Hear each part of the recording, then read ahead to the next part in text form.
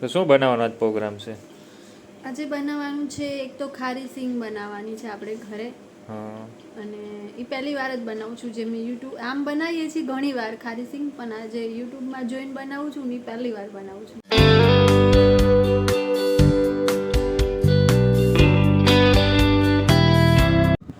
Hello friends, Har Har Mahadev. આજના એક નવા ફ્રેશ બ્લોગમાં તમારું બધાનું સ્વાગત છે.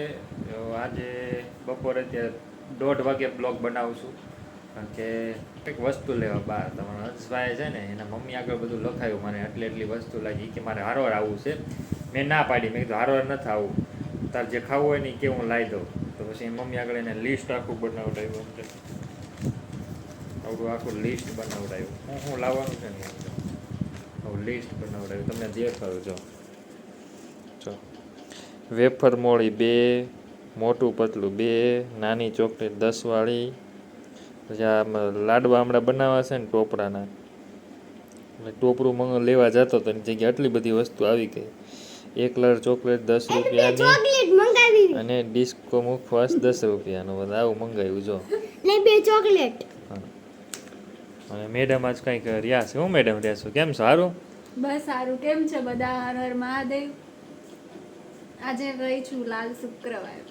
લાલ શુક્રવાર? એવરેજ જીવંતિકામાં. હા હા, સારું લ્યો. તેમાં હું લાલ જ કપડાં પહેરાય? હા, વ્હાઈટ ને લાલ પહેરી શકીએ. હા, સારું. તો હવે બીજી કોઈ કલરની વસ્તુ ન પહેરાય. ખાઈ લીધું તમે? હા, કેળાનું જ્યુસ પીધું. કેમ ખવાય નહીં તમારે? નહીં, ઉપવાસ હોય? ઉપવાસ હોય. લાલ વસ્તુ જ ખવાય ને? સફેદ વસ્તુ ને એવું ખવાય. લાલ વસ્તુ ને સફેદ વસ્તુ. સારું લ્યો. તારે તો શું બનાવવાનો આજ પ્રોગ્રામ છે? આજે બનાવવાનું છે એક તો ખારી સિંગ બનાવવાની છે આપણે ઘરે. હા. અને એ પહેલી વાર જ બનાવું છું. જે મેં યુટ્યુબ આમ બનાવીએ છીએ ઘણી વાર ખારી સિંગ, પણ આજે યુટ્યુબમાં જોઈને બનાવું છું ને પહેલી વાર બનાવું છું. એવું છે? હા. અને બીજું બનાવવાનું છે, અંશને ભાવે છે ટોપરાનો લાડવા. હા. એ મેં ઘણી વાર બનાવી નાખ્યા છે, પણ મેં એનો કોઈ બ્લોગ નથી લીધો. તો મેં વિચાર્યું કે આજે થોડો બ્લોગ બનાવી નાખીએ, આપણે રેસીપી આપી દઈએ તમને પણ. સારું લ્યો. તો ટોપરું લઈ આવું એટલે તમને ટોપરું લેવા મોકલતી, એમાં અંશભાઈ આખું લિસ્ટ તમને પકડાઈ દીધું. હા, તો આવું એટલે આવું છે. આ અંશભાઈ લિસ્ટ બનાવીને આપી દીધું. સારું, હાલો તો હું દુકાને જઈ આવું. તો ચલો મેડમ, હવે શું બનાવો છો અત્યારે બોલો? અત્યારે બનાવવાની છે આપણે ખારી સિંગ. ખારી સિંગ ઘરે? હા, ઘરે તો આપણે ઘણી વાર બનાવેલી છે. આ કંઈક નવી રીત છે, અલગ રીતે. યુટ્યુબમાં મેં જોયું હતું, મેં આપણે એ રીતના બનાવીએ. સારું, લો ચલો. તો કઈ રીતે, શું પ્રોસેસ શું કરી, કંઈક ફ્રેન્ડ્સને કહી દો. દાણા હોય એ છે ને 3-4 પાણીમાં પહેલાં ધોઈ નાખવાના. પછી મીઠાવાળી થોડી વાર કરી નાખવાની અને 5-10 મિનિટ રહેવા દેવાની. પછી ગરમ પાણી લેવાનું, એ છે ને ફૂલ ગરમ કરી નાખવાનું. અને પછી સિંગ જે આપણે મીઠાવાળી હોય ને એમાં નાખી દેવાની. પાછી 10-15 મિનિટ પાણીમાં ફૂલ ગરમ પાણી હોય ને એમાં રહેવા દેવાની. પછી કોરા થઈ જાય ગરમ પાણીમાં, પછી છે ને એ સિંગ કાઢી લેવાની અને કોરી પડવા દેવાની. અને હવે છે ને આટલું મીઠું લેવાનું, કોરી પડીને સુકવવા દેવાની. સુકવવા દેવાની બોલીને સુકવવા દેવાની. પછી સુકાઈ જાય ને, જો આ રીતના સાવ આવી રીતે કોરી થઈ જાય ને, અડધી કલાકમાં તો થઈ જાય આવી. પછી છે ને આવી રીતે મીઠું ગરમ કરવા મૂકી દેવાનું. મીઠું ગરમ થઈ જાય ને પછી આપણે આ સિંગ નાખી દેવાની આમાં. મીઠું ગરમ થાય છે. સારું, તો ચાલો મીઠું. હવે આગળ કેવી રીતના બને છે. ને હા, અમારા વિડીયો જો તમને સારા લાગતા હોય તો લાઈક, શેર અને સબસ્ક્રાઇબ જરૂર કરજો. મીઠું થઈ ગયું ગરમ? મીઠું ગરમ થઈ ગયું. હવે આપણે આ સિંગ નાખી દીધી આમાં. એક આરો બધી નાખી દીધી? હા, થઈ જાય એક આરો બધી? થઈ જાય. આપણું મીઠું એટલું છે ને જાજુ, અને પ્લસ તવલું પણ મોટું છે. થોડીક નાખ્યા તો સારી બને. બની જશે તો વાંધો નહીં. ચલો જોઈએ. મેડમ કહે છે બની જશે, તો આપણે જોઈએ.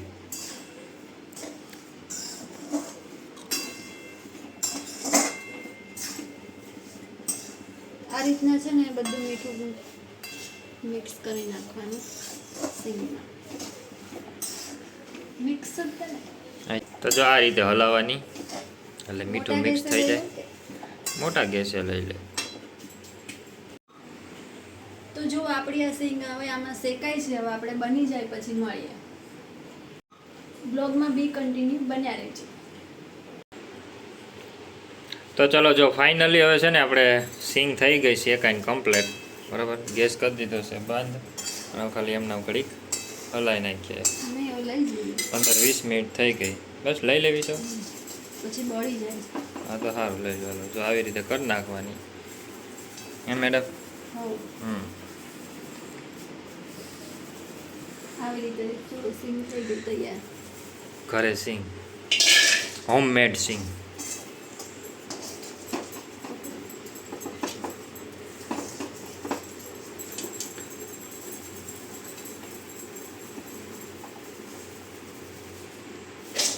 તો તમે પણ આવી રીતે બનાવી શકો છો. જો બનાવો તો જરા કોમેન્ટ કરીને કહેજો કે કેવી બની. અમે તો ટેસ્ટ પર થોડીક ગરમ ગરમ છે થોડીક ઓલી થાય પછી ચાખીને કહે કેવી છે કેવી નહીં બરાબર.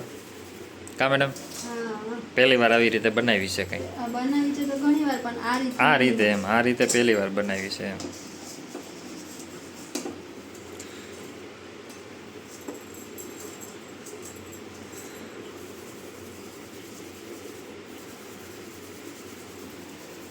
બોલો કાંઈ બીજું કહેશો મેડમ? બસ હવે ટેસ્ટ કરો પછી ખબર પડે છે.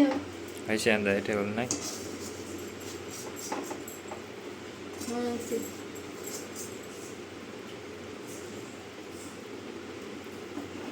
જો સિંગના ફોતરા બી અંદર ઉખડી ગયા છે. બસ લ્યો વીણાઈ ગઈ અંદરથી. હવે નથી ભૂલ થઈ ગયું. હાલો તો જો મીઠું કેવું હતું અને મીઠાનો કલર કેવો થઈ ગયો તો બોલો ચલો હાલો મેડમ. તો જો આ રીતના આપણે સિંગ થઈ ગઈ છે રેડી. ગરમ છે હજી ક્રિસ્પી થઈ ગઈ છે. પોતરા ઉખડે છે બરાબર. ફોતરા બહાર કઢાય એ તો અંદર હાલે પોતરા ખાઈ જ જવાના હોય. તો આપણી સિંગ થઈ ગઈ છે તૈયાર. હજી ગરમ છે ને એટલે થોડી એ હમણાં થઈ જશે. કોણી છે હમણાં ક્રિસ્પી પછી કડી કરીને થઈ જાય ઉકાય એટલે કેમ કે આને બહુ વાર દે ને તો પછી બળી જાય. તો તમને અમારી આ રેસીપી કેવી લાગી જરા કોમેન્ટ કરીને કહી દેજો. જો તમે બનાવો તો પણ કહેજો કે કેવી બનાવો તો પછી બનાવીને પછી છે ને અમને કોમેન્ટ કરીને કહેજો કે કેવી બની કેવી નહીં એમ બરાબર. તો ચાલો હાલો હવે આપણે હવે નેક્સ્ટ રેસીપી પર નેક્સ્ટ રેસીપી બનાવીએ.